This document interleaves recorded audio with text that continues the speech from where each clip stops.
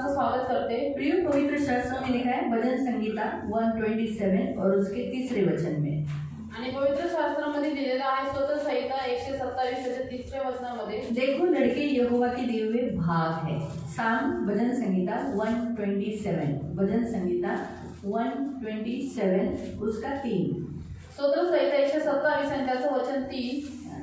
देखो लड़के यहोवा के दिए हुए भाग है और गर्भ का फल उसकी ओर से प्रतिफल है। पहा, संतती ही परमेश्वराने दिलेले धन आहे आणि पोटचे फळ त्याची देणगी आहे। जैसे वीर के हाथ में तीर वैसे ही जवानी के लड़के होते हैं।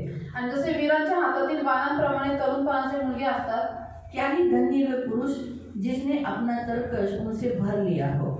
आणि ज्या पुरुषाचा भाता आशाने भरला आहे तो धन्य आहे। वह फाटक के पास शत्रुओं से बात करते संकोच न करेगा। आणि वेशीवर शत्रूंशी त्याची बोलचाली होत असतात ते कधीच होणार नाही। आमीन। तो बच्चे ये परमेश्वर की ओर से दिया हुआ गिफ्ट है।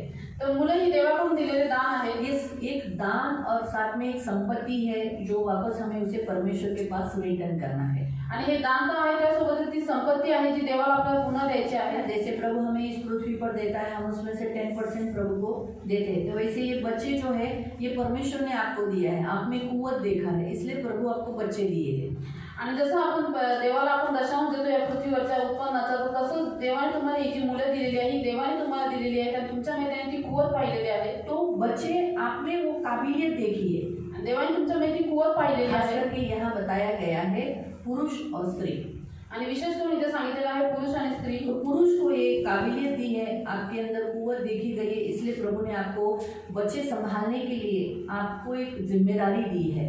आणि देवाने पुरुषांमध्ये ती कुवत बघितलेली आहे, म्हणून तुम्हाला ते लहान मुलं सांभाळण्याची जबाबदारी दिलेली आहे। तो आपको क्या करना है, यहाँ लिखा है कि आपको बच्चे क्यों दिए गए हैं, ताकि उन्हें संभाले और उन्हें प्रभु के पास लेके जाए। आणि देवाने तुम्हाला मुलं का दिलेली आहेत, कारण की तुम्ही त्यांना सांभाळावं आणि त्यांना देवाच्या जवळ घेऊन और जब जावं। आप शत्रु के फाटक में जब जाओगे, तो जब शत्रु से बात करोगे तो आपको शर्मिंदा या संकोच ऐसा लज्जित होना नहीं पड़ेगा। क्यों? क्योंकि पुरुष जब बैठते हैं चौक में, रास्ते में, तो लोग बोलते हैं अरे इसको तो एक भी बच्चा नहीं, एक बच्चा भी पैदा नहीं कर पाया।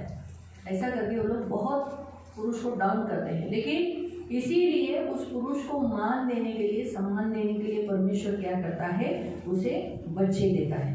आणि म्हणून ज्यावेळेस पुरुष चार माणसांमध्ये बसतात त्यावेळेस ते पुरुषांना तुच्छ लेखतात की अरे ह्याला तर एकही मूल नाही, म्हणून देव पुरुषांना सन्मान आणि मान देण्यासाठी त्यांना मुलं देतो। तो सिर्फ वो मान और सम्मान के लिए नहीं, लेकिन उसके साथ साथ वो बच्चे प्रभु के लिए आपको बढ़ाना है।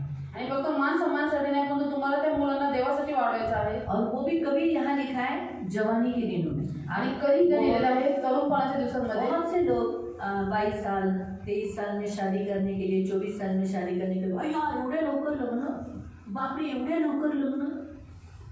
बाइबल तो हमें यही एज बताता है।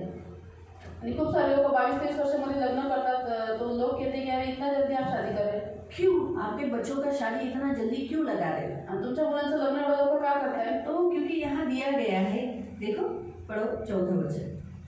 तरुणपणाचे मुलगे हे वीराच्या हातातील बाणांप्रमाणे आहेत। वीर कैसा होता है? वीर यानी सामर्थ्य। वीर म्हणजे सामर्थ्य, लड़ने वाला, बलवान, एकदम लढणारा। हाँ। उसके हाथ में तीर कैसा रहता है? त्याच्या हातामध्ये तीर कसा असतो? शोभायमान। और पावरफुल, स्ट्रांग, आणि एकदम सामर्थ्य है ना। अगर उसके हाथ में तीर है, वो जो ताकत से, बूढ़ा कितना ताकत लगा पाएगा? जो तीर जो जाना चाहिए शत्रु को या दुष्ट को मारने के लिए, है ना। तो वैसे ही जवानी के दिनों में जो बच्चे पैदा होते हैं वो स्ट्रांग होते हैं, मजबूत होते हैं। आणि तरुणपणाच्या दिवसामध्ये जे मुलं जन्माला येतात ती मजबूत असतात। उन्हें बीमारियों का सामना करने के लिए तकलीफ नहीं होगी, मतलब इस संसार में रहने के लिए कष्ट नहीं आएगा। आणि त्यांना आजारपणाचा सामना करण्यासाठी, याचा अर्थ की त्यांना या जगामध्ये राहण्यासाठी कष्ट नसणार। याद रखो, तो इसीलिए शादी जवानी के दिनों में ही करना अच्छा रहता है। और जवानी के दिनों में फैमिली प्लानिंग नहीं करने का रहता है, बच्चों को जन्म देना रहता है। क्यों? क्योंकि वो बच्चे परमेश्वर देता है। आणि म्हणून विवाह तरुणपणीच करायचा असतो आणि तरुणपणीच मुलांना जन्म द्यायचा असतो। का? कारण की मुलं जे आहे ते देव देतो। अक्सर लोग सोचते हैं बच्चा लड़का कमाएगा, धंधा करेगा, काम लगाएगा, थोड़ा कमा के फिर शादी कराएगा। वो तो आगे होएगा ही ना, नहीं होगा।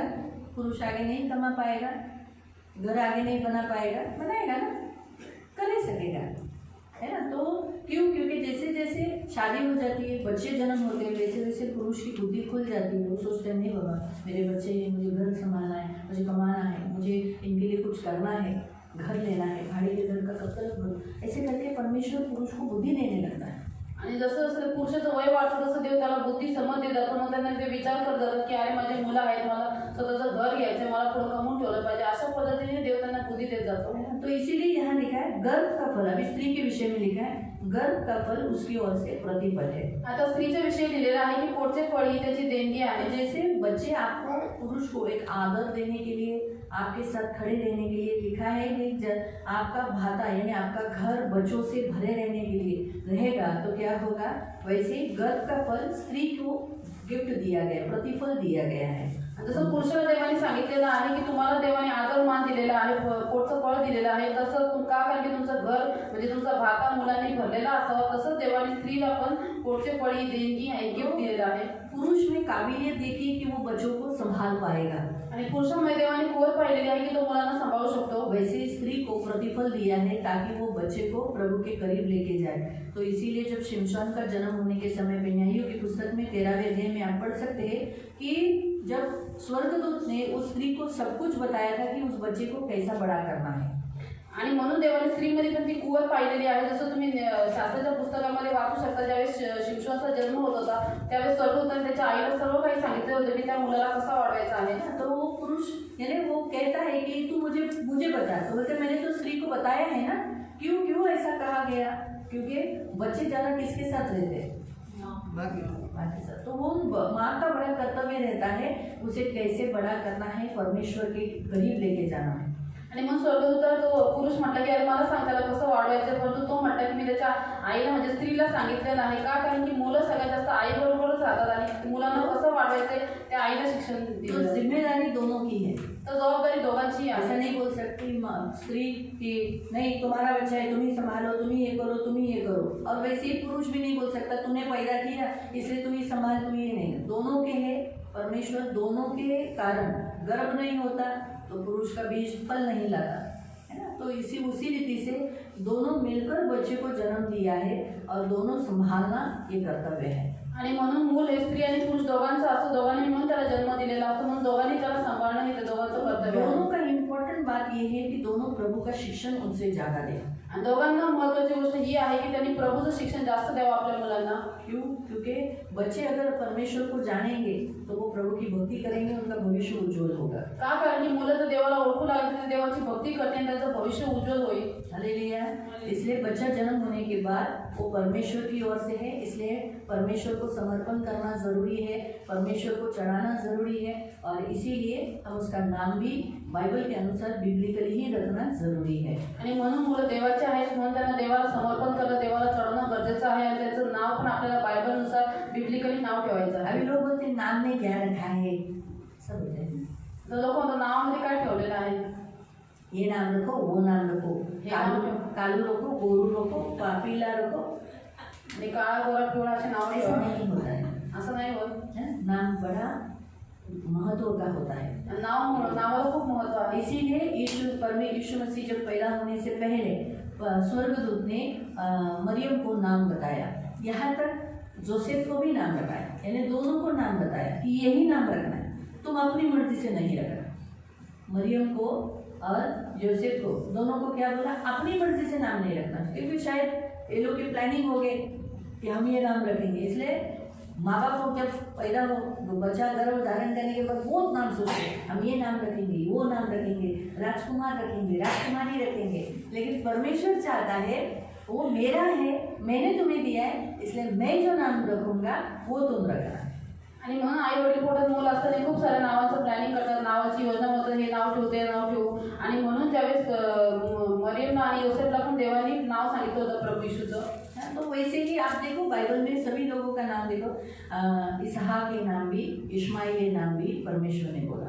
आणि म्हणून बायबलमध्ये खूप सारे लोकांचे नाव आपण बघतो जे देवाने ठेवलेले आहे, जसं इस्माईल आणि इसहाकाचं नाव पण देवाने ठेवलेलं आहे. सचमुच इसहाक के नाम रखने के बाद है ना क्या हुआ, उनके जीवन में आनंद आया, आणि खरोखर इसहाक हे नाव ठेवल्यानंतर त्यांच्या जीवनामध्ये आनंद आला. वो रो रहे थे आणि ते रडत होते, क्या हुआ, आनंद में बदल गया। त्याचं दुःख आनंदामध्ये बदललं ना. तो उन्होंने जो जो नाम रखे परमेश्वर, आप देखो बाइबल में जो जो नाम दिए गए वो परमेश्वर ने बताए। आणि तुम्ही बघा बायबलमध्ये जेवढी जेवढी नावं दिलेली आहेत ती सगळे देवाने सांगितलेले. तो नाम में बड़ा महत्व होता है। त्या नावामध्ये खूप महत्व असतं. अभी नाम में हम क्यों नाम बिब्लिकली रखना है, क्योंकि बाइबल में वो लिखा है कि मैं तुम्हारा नाम कहाँ लिखूंगा, स्वर्ग में जीवन के पुस्तक। आणि आपल्याला बायबलमध्ये नाव का ठेवायचे, कारण की बायबलमध्ये लिहिलेलं आहे की मी तुमचं नाव स्वर्गामध्ये जीवनाच्या पुस्तकात लिहिली. यीशु में आने के बाद, हम मसीह होने के बाद हमारे बच्चे जो जन्म लेते हैं उनका नाम हमें चर्च में ही रखना है, चर्च में ही समर्पण करना है, चर्च में ही उन्हें नाम देना है। हम अपने घरों में, फैमिली में, कहीं पर भी नहीं रखना। हाँ, आप अपने घर में जब एक बार चर्च में नाम रख दिया तो अपने रिश्तेदारों को बुलाकर आप घर में बोल सकते हैं ऐसा नाम जो है खाना रखा है, आप ऐसा कर सकते हो, लेकिन नाम चर्च में ही रखना है। ज्यावेळेस आपल्या घरात मुलं जन्माला होतात त्यावेळेस आपल्याला चर्चमध्ये येऊन प्रभूच्या सानिध्यात येऊन चर्चमध्ये त्याचं नाव ठेवायचं आहे. आणि एकदा नाव ठेवलं तुम्ही तुमच्या नातेवाईकांना सांगू शकता की ह्याचं नाव हे ठेवले, आणि त्यासाठी तुम्ही जेवण पण देऊ शकता. हाँ, तो क्योंकि अक्सर इस संसार में प्रथा है ना, नाम के समय पे खाना देती। या जगामध्ये एक पद्धत आहे की नाव ठेवण्याच्या वेळेस जेवण देतात. और लोग बोलते अरे क्या हुआ, तुमने नाम रखा हमको खाना नहीं खिलाया। लोक म्हणतात की अरे तुम्ही मुलाचं नाव ठेवलं आम्हाला काही जेवण नाही दिलं. है ना, हमारे मराठी में बोलते काय गो माझं नाव घेतेस काय, माझ्या नावाच्या घुगऱ्या खाल्ल्यास का, आठवलं का? हा, घुगऱ्या वाटतात ना, मराठी लोक घुगऱ्या वाटतात. खाल्ले ना घुगऱ्या, मी पण खाल्ल्या आहेत खूप जणांच्या, माझ्या पण शायद खाल्ल्या असतील कुणी. तो काबुली चने है ना, बॉईल करके देते हैं आणि और खाते, टेस्टी लगता है वो। आणि ते छोले असं काबुली चणे ते शिजून देतात, उकड़ून मस्त मीठ वीट टाकून ऐसा देता और वो खाते हैं, और साथ में फूड भी देते हैं, लेकिन वो स्पेशल देते हैं, नामकरण में मराठी लोग देते हैं। आणि नाव ठेवतात मराठी लोक ते स्पेशल देतात. हाँ, लेकिन हम ऐसा कुछ नहीं, आप टेंशन मत करो, हम आपको घुगरी नहीं देंगे।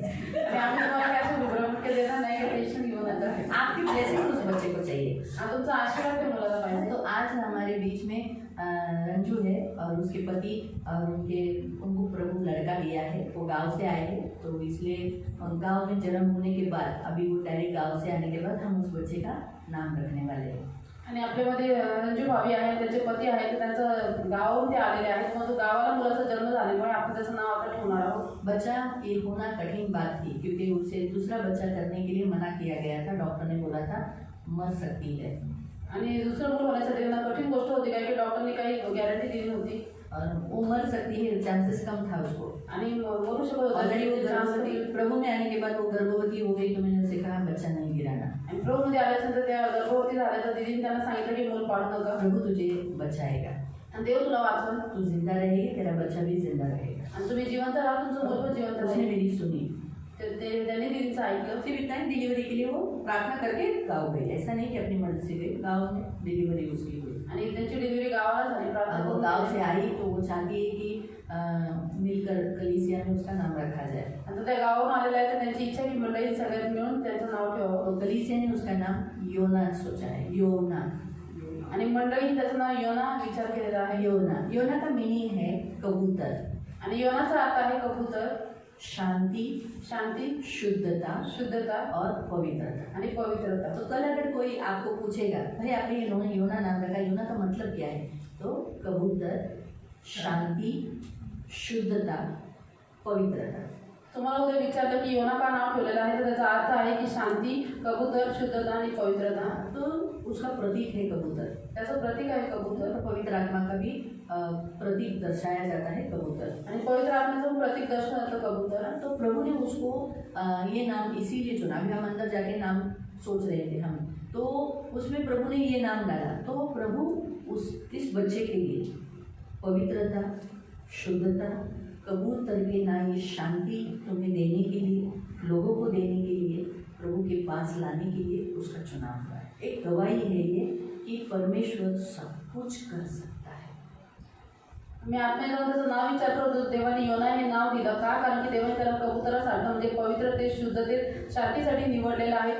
तुमच्या कुटुंबाला पण देण्यासाठी, लोकांना पण देण्यासाठी. त्याचा उदाहरण ही एक साक्ष आहे की देव सर्व काही करू शकतो. ये बच्चा यीशु का है, तर हे मूल प्रभू येशूचं आहे. इसलिए जब जब लोग योना योना बोलेंगे तो वो क्या बोलेंगे, कबूतर, शांति। तो परमेश्वर कबूतर की नाई मेरे जीवन में शांति देगा, शुद्धता देगा और क्या देगा, पवित्रता देगा। तो जितने लोग, सिर्फ मसीह लोग, हम तो योना बोलेंगे ही, लेकिन अन्य जाति भी तो बोलेंगे ना, तो उसमें परमेश्वर का नाम उस योना के साथ जुड़ गए। तो जब तक ये जिंदा है, परमेश्वर इसके नाम से जुड़ा है। तो आपको समझा नाम क्यों इम्पोर्टेंट होता है? हमारे नाम के साथ भी यीशु जुड़ा है। आणि आपल्या नावासोबत प्रभू येशू जुळलेला अपने आहे। नाम के कारण हमें बचाता है, तो अपने नाम के कारण हमें उद्धार देता है, अपने नाम के कारण वो हमें ऊपर लेता है। इसीलिए नाम कभी भी मसीह का रखने का। आणि म्हणून आपलं नाव त्याचं नाव आपल्याशी जोडल्यामुळे तो त्याच्या नावामुळे आपल्याला वाचवतो, रक्षा करतो, आपल्याला शांती देतो आणि आपल्याला वरती घेऊन जातो। म्हणून कधी पण नाव ख्रिस्तामध्ये आप हमेशा उसके साथ नहीं रहोगे, तुम्ही नेहमी त्याच्यासोबत नाही राहणार, सही, एक ना एक दिन जाओगे, लेकिन यीशु उसके नाम से जुड़ा है। परमेश्वर ये नाम उससे जुड़ने के कारण ये बचा रहेगा, सुरक्षित रहेगा, इसे शांति मिलती रहेगी, ये पवित्र रहेगा। व्यभिचार जैसे गंदी, दारू, रंगीलबाजी जैसे हमने न्यायों की पुस्तक में पढ़ा, वैसा वो नहीं करेगा। उस यीशु नाम उसके अंदर होने के कारण, उसके नाम से जुड़ा होने के कारण प्रभु उसका उद्धार कराएगा। उसे जहाँ आप जाओगे, आप कहाँ जाओगे तो वो भी कहाँ आएगा फिर, आपको समझा? इसीलिए योना नाम रखा, ठीक है? तो हम कल इसे उनका नाम रखेंगे। आ जाओ, आ जाएंगे, आगे जाइए। अच्छा यार,